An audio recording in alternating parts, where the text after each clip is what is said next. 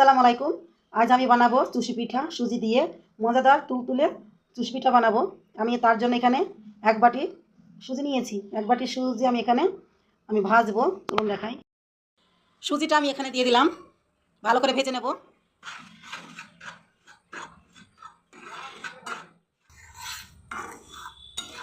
দেখুন সুজিটা ভেজে নিলে কাঁচা গন্ধটা থাকবে না, এই কারণে সুজিটা ভেজে নিচ্ছি।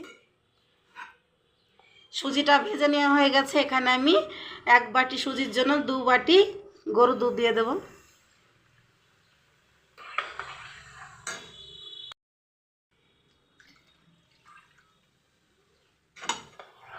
ভালো করে এটার সাথে আমি মিশিয়ে নেব। এটা সুজিটা আমাদের হয়ে এসেছে। এই পর্যায়ে আমি এখানে ঘি অ্যাড করে নেব। ঘিটা ভালো করে আমি এর সাথে মিশিয়ে নেব। ডোটার সাথে ভালো করে একটা ডো বানানো হয়ে গেলে আমি এটা নামিয়ে নেব। এই পর্যায়ে আমার হয়ে গেছে, আমি এটা নামিয়ে ঠান্ডা করে নেব।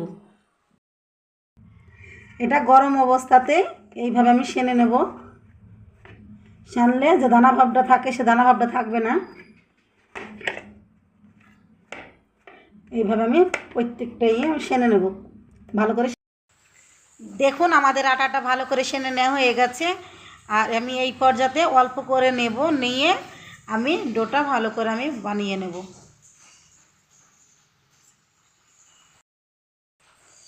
এ দেখেন এইভাবে প্রত্যেকটা আমি এইভাবে বানিয়ে নেব।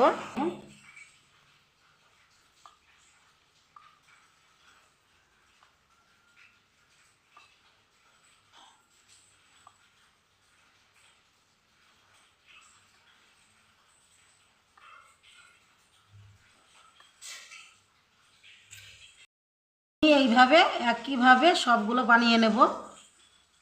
দেখুন আমাদের চুষি পিঠেগুলো বানানো সবগুলো হয়ে গেছে। চলুন এবার আমরা ভেজে নিই। কি দেখুন আমি এখানে একটা কড়াই বসে নিয়েছি। কড়াতে আমি তেল দিয়ে দেব।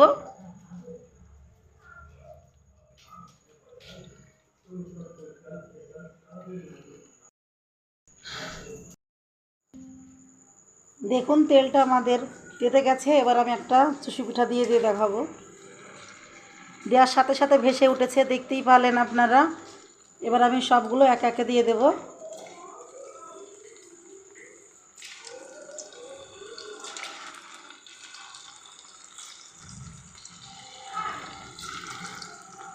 দেখুন আমাদের এগুলো কি মজার ফুলে গেছে। আমি এইভাবে লাল লাল করে ভেজে নেব। আর চুলোর আঁচটা মিডিয়ামে দেবেন।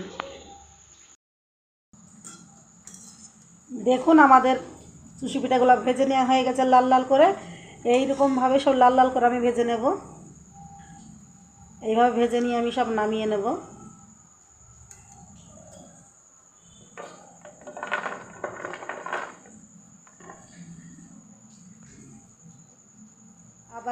আবারও সবগুলো দিয়ে দেব।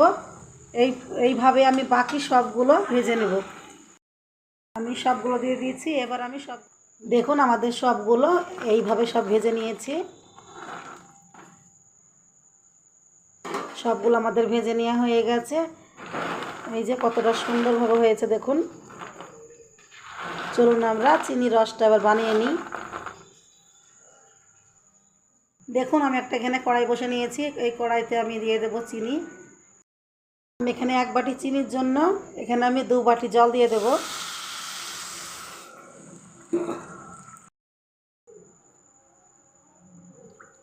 ভালো করে চিনিটা আমি গলানো অবধি অপেক্ষা করব। এখানে আমি 3টে এলাচ দিয়ে দিলাম। এলাচটা দিলে খুবই সুন্দর একটা গন্ধ বেরায়, এই কারণে আমি এলাচটা দিয়ে দিলাম। সুজি দিয়ে যে এত সুন্দর একটা মজাদার খাবার বানানো হয় অনেকেই জানে না। ছোটো জিনিস দিয়ে এই এত সুন্দর মজাদার চুষি পিঠা বানিয়েছি ঘরে থাকা উপকরণ দিয়ে। আপনারা চাইলে এটা বিকালবেলাতে করে সুন্দরভাবে সবাইকে পরিবেশন করতে পারেন। চাইলে আপনারা এইভাবে আমার মতন বানিয়ে নিতে পারেন। অনেক সহজ, কিছুই লাগে না, মাত্র 2টি উপকরণ দিয়েই জিনিসটা বানানো হয়। আমাদের এটা হয়ে গেছে চুষি পিঠা। এটা আমি 10 মিনিট ঢাকা দিয়ে রেখে দেব। 10 মিনিট পর আমি ফিরে আসছি। দেখুন আমাদের চুষি পিঠাগুলো সবগুলো হয়ে গেছে, কি দারুণ রসগুলো সব টেনে নিয়েছে, একটু রস নাইকো। তো আমি এই পর্যায়ে কিছুটা আমি তুলে দেখাবো আপনাদেরকে কতটা রসে ভরপুর হয়ে গেছে। থেকে অনেকটা ভেঙে যাচ্ছে, আপনারা দেখুন, আপনাদেরকে দেখুন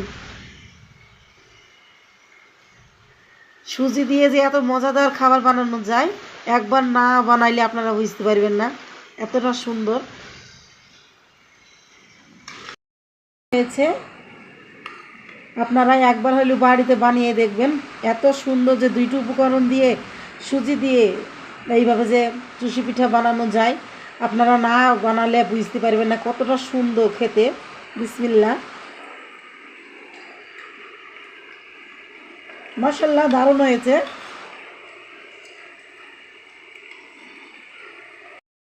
ভিডিওটা আমি এইখানেই শেষ করছি। আল্লাহ হাফেজ।